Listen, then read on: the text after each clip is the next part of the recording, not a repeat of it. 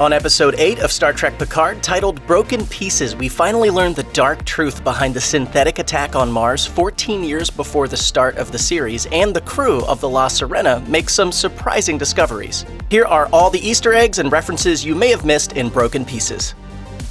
We finally get confirmation in Broken Pieces that Commodore O is what many have long suspected, a half-Romulan, half-Vulcan spy for the Zhat Vash, who orchestrated the attack on Mars.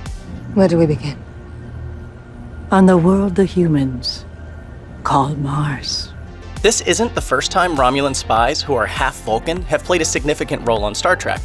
In the Next Generation Series 4 episode Data's Day, Data is assigned to serve as an escort for a Vulcan ambassador named T'Pel, who later is revealed to be a Romulan spy. Given that Broken Pieces reveals that the Zhat Vash's mission to prevent the evolution of synthetics goes back hundreds of years, it's safe to assume that the Zhat Vash was wary of Data from the moment he was created. Perhaps T'Pel wasn't just a Romulan spy, but was actually an earlier generation of Zhat Vash, gathering information on Starfleet's only sentient synthetic. After finding out in Episode 7 of Star Trek Picard that Agnes Jurati had ingested a Romulan tracking device, we learned in Broken Pieces that it was made of Viridium. Despite never having appeared in its shiny blue pill form before, Viridium trackers have actually been used in Star Trek since Star Trek VI, The Undiscovered Country. In that film, Spock places a Viridium patch on the uniform of Captain Kirk before Kirk beams over to a Klingon ship. Later, Spock uses the Viridium patch to rescue Kirk and McCoy from where they're being held captive. Star Trek Picard has been doling out a new Rios-based hologram on the La Sirena every couple episodes, but by Broken Pieces, it seems as though we've finally met them all. In total, there are 5, each with a different accent: an emergency medical hologram, an emergency navigational hologram, an emergency tactical hologram, an emergency hospitality hologram, and one last emergency hologram whom we meet in Episode 8. Are you Chris? Oh, lassie. I'm the emergency engineering hologram.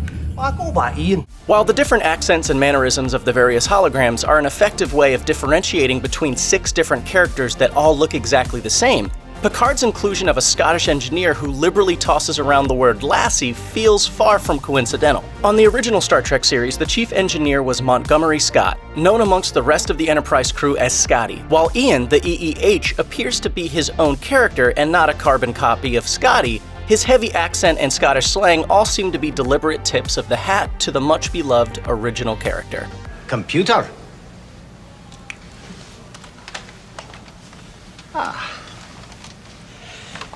Hello, computer.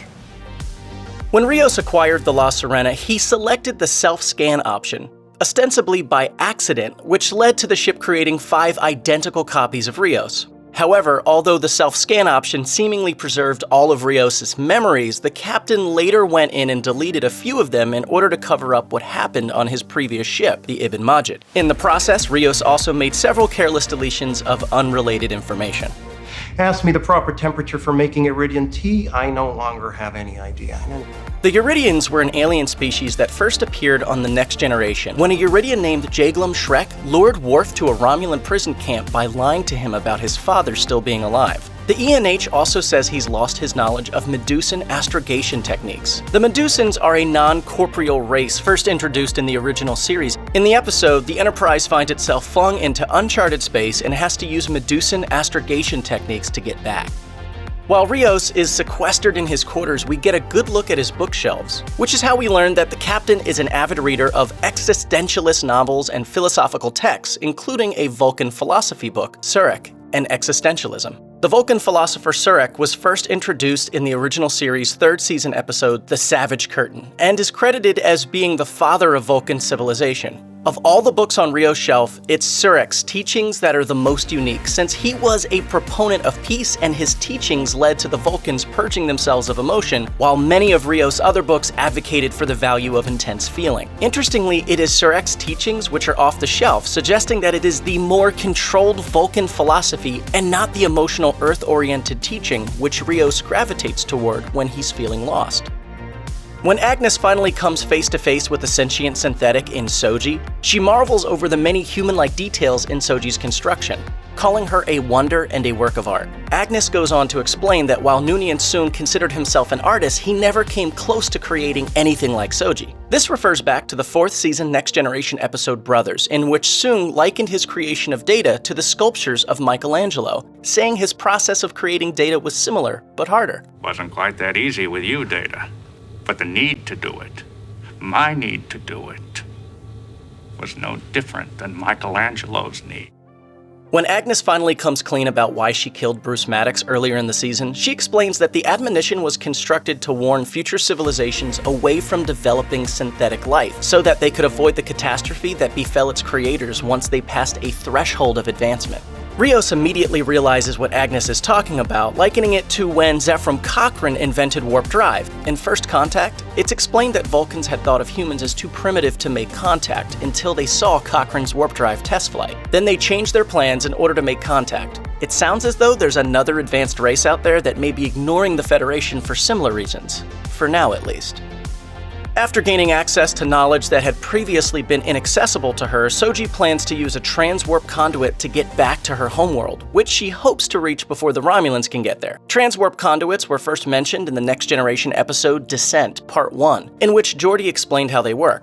A ship, when entering the conduit, is immediately accelerated to an extremely high warp velocity. It's like falling into a fast-moving river and being swept away by the current. However, the technology played a much more significant role in Star Trek Voyager, in which the crew made several attempts to use transwarp conduits to make their way back to the Alpha Quadrant. Although they were unsuccessful the first couple of times, they finally succeeded in the series finale Endgame, when they used a transwarp conduit to travel safely back to Earth. On the bridge of the La Sirena, during a quiet moment in Broken Pieces, Picard reminisces that it reminds him of an old memory. I remember standing the night watch as a young ensign on the bridge of the Reliant. While we've heard many tales of Picard's service aboard the Stargazer throughout the Next Generation, he's never talked much about his time on the Reliant. However, there was another, earlier version of the USS Reliant that played a much more significant role in Star Trek history. In Star Trek The Wrath of Khan, the 23rd century Reliant is commandeered by the villainous Khan. The Reliant ultimately wound up being destroyed in the final showdown between Khan and the Enterprise, but it appears that Starfleet later commissioned another starship with the same name.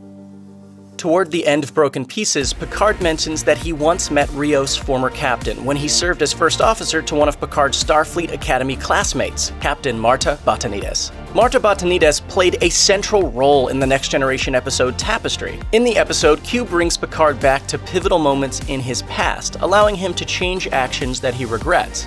Marta Batanides was one of those regrets. She and Picard were close friends, but he never acted on his romantic feelings for her. Initially, he decided to change this, but ultimately reversed that decision when he realized that a romantic relationship would lead to the end of their friendship. Marta was also present for the bar fight with the Nausicaans, which ended with Picard getting stabbed through the chest, leading to him receiving his artificial heart. Check out one of our newest videos right here. Plus, even more Looper videos about your favorite shows are coming soon. Subscribe to our YouTube channel and hit the bell so you don't miss a single one.